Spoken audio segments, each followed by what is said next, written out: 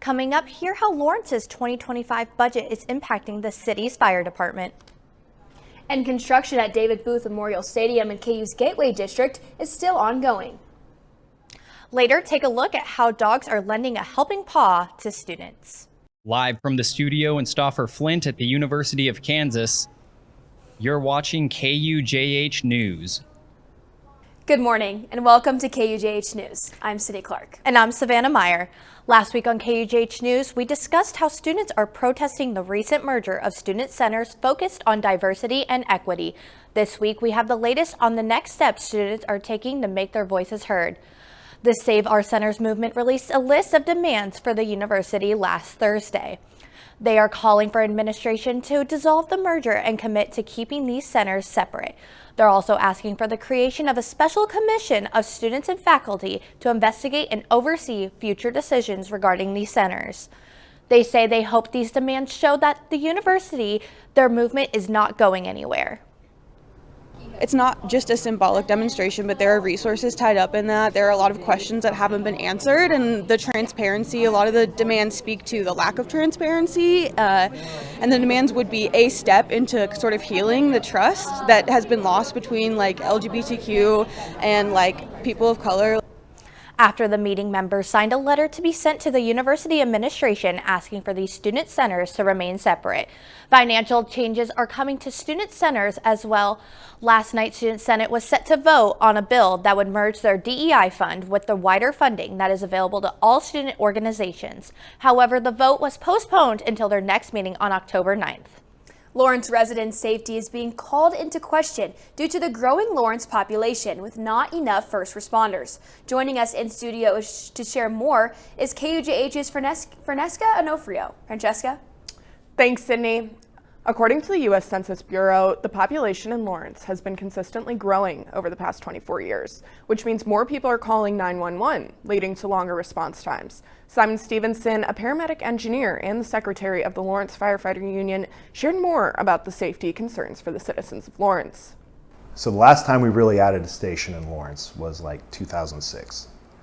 And our department ran around 9,500 calls, I think roughly around 9,000 calls at that point in time.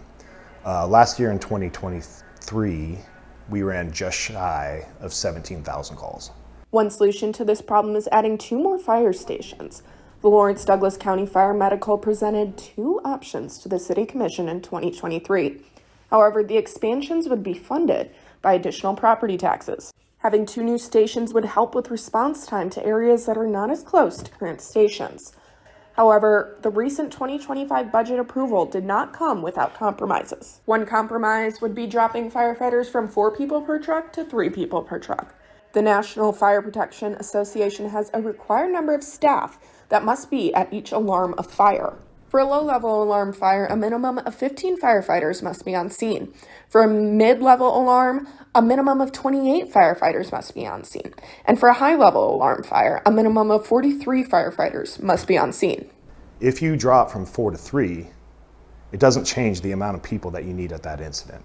It changes the amount of trucks you're taking to that incident to get people there. But Lawrence has a maximum of 36 firefighters on staff at one time. The city decided to keep 4 firefighters to a truck, but has delayed the approval of the expansion of 2 new stations. With the population growing, there needs to be more resources to keep people safe. The approval of the 2 new stations has been pushed back by at least a year. Sydney? Thanks, Francesca. Emergency response is high priority approaching Hurricane Helene. Weather forecaster Sam is here to tell us this week's weather. Thank you, Savannah, and good morning. Looking outside right now, well, not much to see. Perfectly clear skies over us for the time being. Taking a look at temperatures, we are at 73 here in Lawrence, a little bit warmer up in Tonganoxie, 74, as well as down in Ottawa as well, 74. KC a touch cooler at 72 degrees. As we go through the day today, we'll warm up to a high around 81 midday before cooling off into the upper 60s come 8 p.m. and reaching an overnight low around 53 with those clear skies sticking with us overnight. As you look at satellite view, again, absolutely nothing overhead here, but if you look off to the east, you can see a large swath of clouds associated with Hurricane Helene. I'll tell you all about that in a few minutes. Savannah? Thanks, Sam. Lauren Ritchie is live from David Booth Memorial Stadium to catch us up on the final renderings of Phase 1. Lauren, how's it looking? Touches of Phase 1 was celebrated last week with ceremony in honor of a huge milestone. On September 19th at 1:45 p.m., a significant milestone in the Gateway project was completed. 3, 2, 1, raise that beam, rock, chalk, Jayhawk. After hanging 6,500 metal beams, Turner Construction is recognized for their countless hours of work. I want to thank all the construction workers. You guys, hey, we see you guys at 5 in the morning grinding and all the way till 9 at night. And your guys' work doesn't go unnoticed as well. And we appreciate everything you've done from the day we wrecked it all down into now. So it's really special what you guys are doing as well. 9 months into the renovation process and 24/7 construction, they can finally check off the box of Phase 1 and start looking at Phase 2. But Phase 2 is going to be even bigger, and that is coming, so stay tuned. We'll keep it there. We are now 3 weeks into football season, and the countdown to next season has already begun. With the raising of the final beam in Phase 1, construction workers can now start on the next project. Thanks, Lauren. There are only 11 more months until the Jayhawks will play inside the new stadium. We will have more on KU football for you later. And up next, see how a long-term partnership between two communities and two countries is impacting KU. From adversity, we rose. We made history and became pioneers, voyagers, champions, Jayhawks. And when our chant rises, haunting and hallowed, Jayhawks are telling the world what's near. Victory. Welcome back. In the fashion world today, we are seeing styles like the 90s and Y2K growing in popularity. Have you ever wondered where or how these clothes are resurfacing? Let's take a look at a local vintage shop that is helping these clothes come back to life. Vintage fashion is making a stylish comeback, and it's more than just a trend. Daisy Lee Vintage, a local shop on the corner of 8th and Mass Street, celebrated the store's 1 year of business this past Saturday. The owners, Courtney and Caleb Fangman, have created a trendy yet unique business that supports sustainability.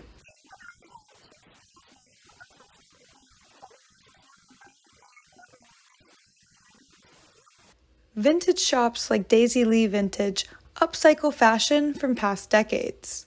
This helps reduce the environmental impact of fast fashion.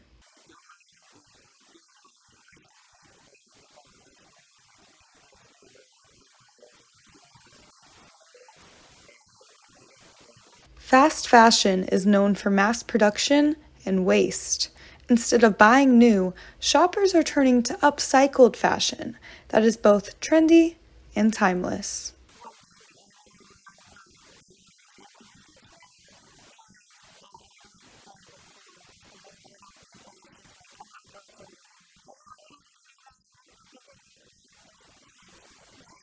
And it's not just about sustainability. There's something special about vintage clothing. Each piece tells its own story. Whether that's finding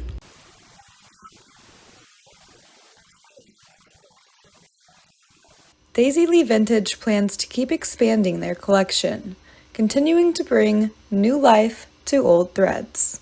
For KUJH, I'm Charlie Ann Ortiz. Thank you, Charlie Ann. Shopping vintage is another way some people practice sustainability to do their part in contributing to fast fashion. Since 1989, Sister Cities Lawrence has had the privilege of managing the relationships between Lawrence and its now 4 sister cities. KUJH's Ryan Cartman takes a look at how these friendships benefit KU students. Maybe you've seen this sign coming into Lawrence from 3rd Street, or maybe you've seen it from Iowa Street. According to Sister Cities International, a sister city is a broad-based, long-term partnership between 2 communities and 2 countries. Dr. William Keel explains the purpose of the Sister Cities Lawrence organization. I guess I'll call it a civic organization that has the responsibility of managing the exchanges between Lawrence and our now 4 sister cities.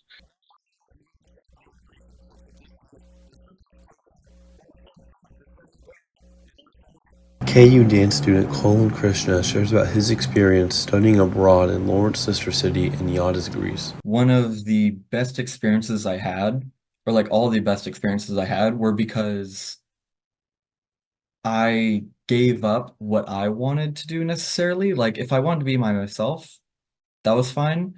But you really like dive into the culture, grab everything you can while we were out there. You know, I was there for 6 weeks. It felt like I could have been there for 3 months based on just everything I did, took every opportunity, did everything I could. It's a life-changing experience. Once you open yourself up to the rest of the world, you can never go back. It's a window to the world. Reporting for KUJH News, I'm Ryan Cartman. Thanks, Ryan. What a cool opportunity it is for these students to study abroad in cities with a great relationship to Lawrence. To learn more about Lawrence sister cities, visit our website at KUJH.com. Right now, several southeast states are bracing for Hurricane Helene's landfall, projected to be the strongest hurricane to hit the U.S. in over a year. CNN's Maribel Gonzalez is live in Steinhatchee, Florida with the latest. Hurricane Helene is intensifying with every minute as it inches closer and closer to us. Many people in coastal towns just like this one in Steinhatchee are bracing for potentially catastrophic impact. Across Florida, a sense of urgency as Hurricane Helene nears. I mean, rather be safe than sorry, right? Preparations underway as Helene gains strength over the record warm Gulf of Mexico. The monstrous hurricane slated to slam into Florida's Big Bend coast Thursday evening, bringing with it dangerous winds, flooding, and potentially life-threatening storm surges. When you're talking about 120, 125 mile an hour, potentially in Tallahassee, certainly on the coast as that makes landfall, those are not numbers that we've seen in recent years. Well, we got to get prepared for the storm. Mandatory evacuations issued for thousands of residents, nearly the entire state under alert. You know, but it's best to be prepared for the unknown, because if you're prepared, you can manage it better. Any crisis much better. At this sandbag location, all hands on deck. In this time of emergency, those serving time in Pasco County's correctional system. Hi, ma'am, you're all set, okay? Now serving others. Helping like today with sandbags and really focusing on the residents of the community that are elderly or infirmed or, you know, need some of assistance. A couple years ago, I had to do it myself and I have a bad back, so it wasn't easy. So yes, I'm very thankful. Now, we also know that power outages now a major concern, not just for folks here, but for people across the state. More than 25,000 of families and people affected by those. We also know that at this hour, hundreds of flights are impacted by this storm. Reporting live in Steinhatchee, I'm Maribel Gonzalez.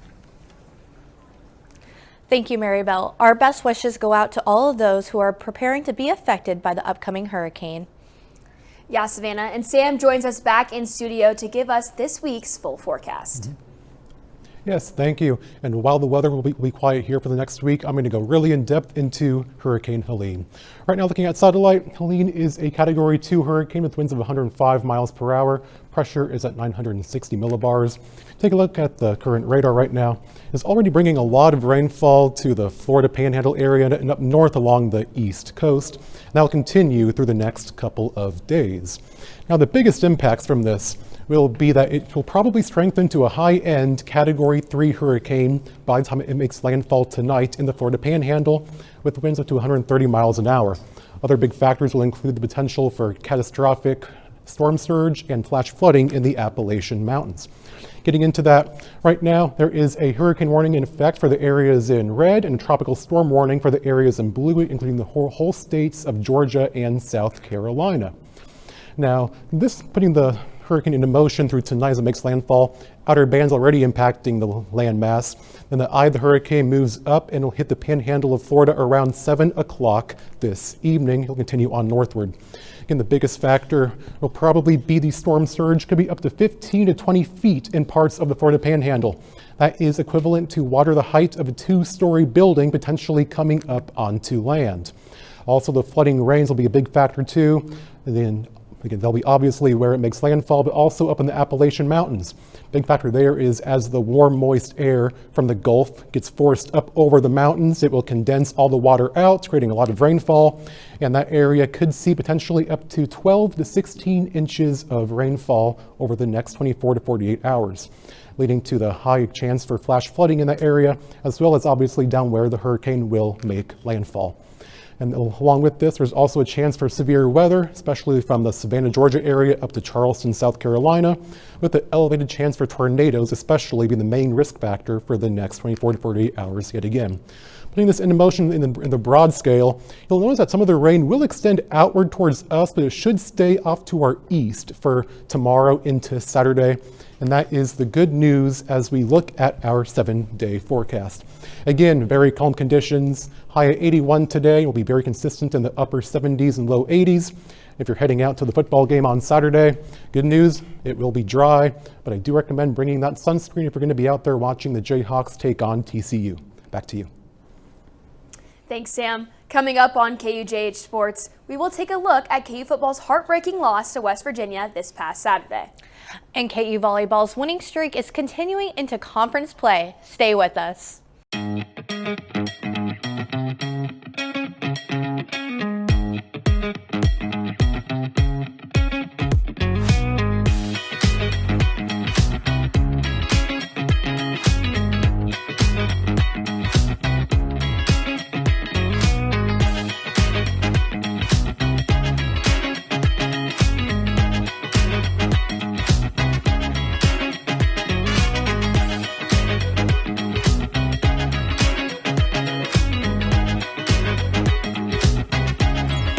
National champions deserve a clean campus. Don't wait for other Jayhawks to pick up your mess. Keep the University of Kansas clean. Welcome back to KUJH Sports. I'm Emily Sutter, back with all of the sports to keep you updated this week. Unfortunately, KU football cannot catch a break or get into a smooth groove this season. The record is 1-3 so far, with losses against UNLV, West Virginia, and Illinois. The Jayhawks fell most recently last weekend to West Virginia with a final game score of 28-32. The team struggled a little bit in the beginning, only scoring one 11-yard touchdown run by Devin Neal in the second quarter. But that was it for scoring going into the first half. Going into halftime, the game score was 14-7 with West Virginia leading. Quarter 3 saw 2 touchdowns from the Jayhawks, one being a touchdown pass to Luke Grimm in the end zone to tie the game 14-14. And the other, a run from Daniel Highshaw Jr. to bump the Jayhawks up 21-17. And look at him just sneak in there. Go Daniel Highshaw. That's what the Jayhawks needed. But in the last quarter, Luke Grimm had a 32-yard run to the end zone that brought the Hawks up 28-17, which was good, but forgot to defend on the back end the rest of the quarter. West Virginia came back and scored 2 touchdowns, leaving the final game score as 28-32. Here's what Coach Lance Leipold had to say about the Jayhawks offense. On offense, if there's a thing there, we have not responded well when something hasn't gone right. Okay, whether it be a turnover or a 3-and-out, we're not responding off of that as a offense, as a football team, and that's the number one thing we've got to try to fix. It seems as though Leipold has an idea of the areas he wants to adjust, so hopefully the Jayhawks can pull off a home win at Arrowhead Stadium against TCU this Saturday. Tune into that game at 2:30 p.m. on ESPN+. Switching over to volleyball, as the Jayhawks continue into their season, they're still keeping up their good energy and have a record of 9-1 so far. The team just competed in their own Jayhawk Classic, beating Purdue, Tulsa, and then unfortunately falling to number 6 Creighton. The Hawks started conference play last night against UCF. Our own Kara Lyons is live at the Horsch Volleyball Arena. Kara, what'd the game look like last night? Thanks, Emily. Coming off of a loss against number 9 Creighton, Kansas began their Big 12 conference play against UCF and beat them in straight sets, though the Jayhawks had to really fight to get this one done. Kansas took the first set, winning 25-16, but the second set is where the excitement really began and UCF put on the pressure. The Jayhawks stayed collected and came out with a win for the set, 31-29. Kansas was then able to close out the game by winning the third set 25-22. This is the 7th out of just 11 games the Jayhawks have shut out their opponent, and it'll be exciting to see what they do next as they continue their conference play. They will play against Houston tomorrow night at 6:30 here at Horse Arena. Live outside of Horse Arena for KUJH Sports, I'm Kara Lyons. Emily, back to you. The season has been nothing but exciting, so we'll see how they compete against the Cougars. The cross-country team is off to a strong start, and what makes it more exciting is that Stanley Redwine, who coached the men's Olympic team in Paris, is back in action for the Jayhawks. KUJH's Kara Lyons shares what Redwine learned from his Olympic experience and will pass on to his team heading into the season. The cross-country team opened up their season with the Bob Timmons Classic at Rimrock Farm at the end of August, and who else to help lead the team this season than the one and only Stanley Redwine. Redwine was the men's head track coach for the 2024 Paris Olympics and helped Team USA to 14 gold medals and 34 medals overall. This kind of success transferred to the Jayhawks' first meet. The men's 6K had 3 top 5 finishes, including juniors Tanner Talley and Quentin Whalian, who both earned new personal bests. The women's side had similar success in the 5K as they had 3 top 10 finishes, including Kennedy Kruger, who also earned a new personal best and a first-place finish. People are not good by accident. You got to work hard, and we have to continue to work hard on our team because, when you look at those people at the Olympics, they make it look easy. But I saw all the hard work that they were putting in, and I want to relay that to our team. The runners are ready to take on that call to greatness from Coach Redwine and carry it through the rest of their season, especially with the difficulty of the conference. Along with this team goal, graduate Kennedy Kruger shared her personal goals for a successful season. Not being afraid to put myself in the top pack.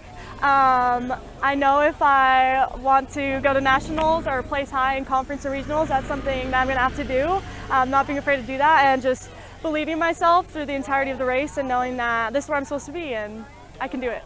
For KUJH Sports, I'm Kara Lyons. It's so awesome that Kansas was able to be represented on the big Olympic stage. Kansas will have another opportunity to perform well tomorrow at the Gans Creek Classic in Columbia, Missouri, with the men starting off at 8 a.m. and the women at 8:45. The NFL season just wrapped up its 3rd week of matchups. As of now, the standings don't quite match what many expected them to be. KUJH's Jackie Yampolsky hit Jayhawk Boulevard to see what predictions KU students have about the rest of the season. After what many might consider an unanticipated start to the NFL season, all preseason predictions are completely up in the air. So we're here on Jayhawk Boulevard to see which teams students think are Super Bowl contenders and which ones they think are Super Bowl pretenders. Chiefs are contenders. Contenders. Pretender. Hate the Chiefs. Contender, Super Bowl champ for the next 50 years. Pretenders. Strong contender. Always pretenders. Always pretenders. Oh, pretender. Pretenders. Pretenders. Next. As a Cowboys fan, I'm going to say pretender. It doesn't matter if your favorite team is a contender, a pretender, or anything in between. One thing we can all look forward to is another exciting year of NFL football ahead of us. With KUJH Sports, I'm Jackie Yampolsky. Thanks, Jack. It's always entertaining to watch fans claim that this year is their team's year, whether it's likely or not. The NFL will be back tonight at 7:15 Central Time with a matchup between the Dallas Cowboys and the New York Giants. That's a wrap on your update of all things sports here on KUJH. Come back next Thursday to get the recaps of all the weekly matches. Up next, hear about plans for the new building next to the Jayhawk Cafe. Stick around.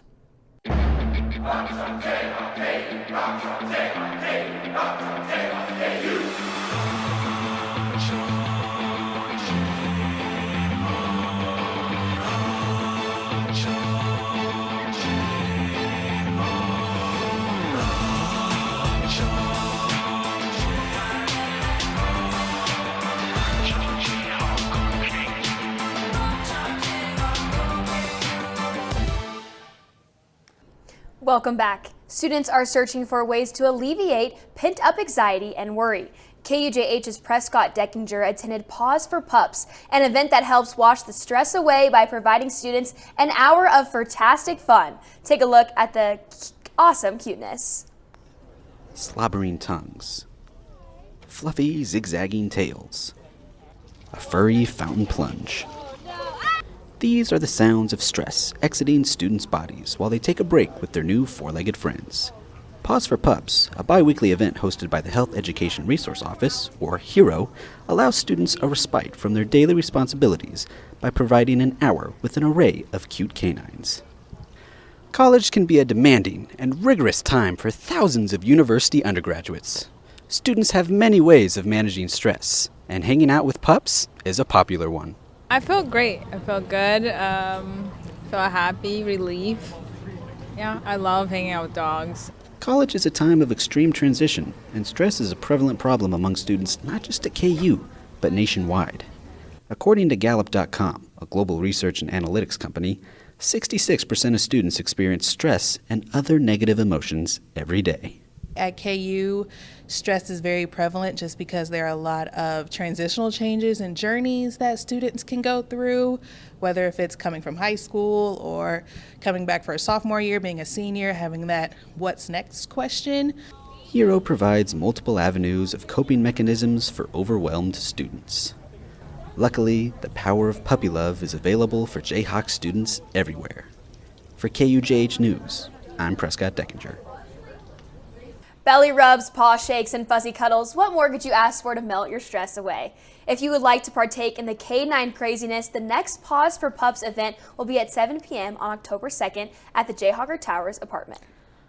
Rumors have been flying around about a new building at the corner of 14th and Ohio. Will it be a sandwich shop, an Airbnb, or something else? Let's take a look. A new building is under construction on the corner of 14th and Ohio Street.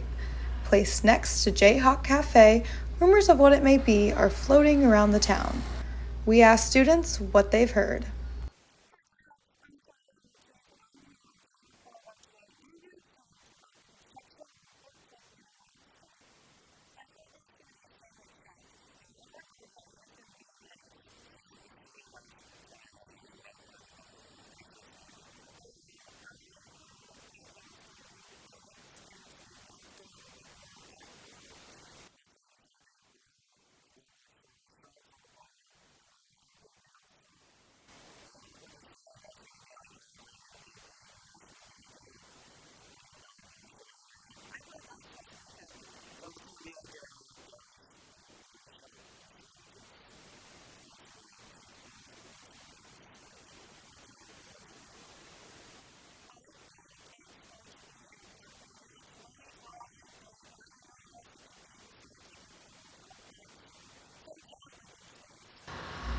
The project designer shared that it is planned to be a restaurant on the lower level with several apartments above, according to an article from the Lawrence Journal World. Stay tuned for further updates. For KUJH, I'm Charlie Ann Ortiz.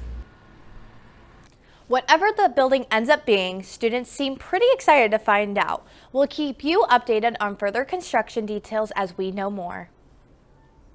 That's all we have for you this morning. Check out KUJH on TikTok, Twitter, and Instagram for exclusive content and keep up to date on the latest stories at KUJHnews.com. I'm Sydney Clark. And I'm Savannah Meyer.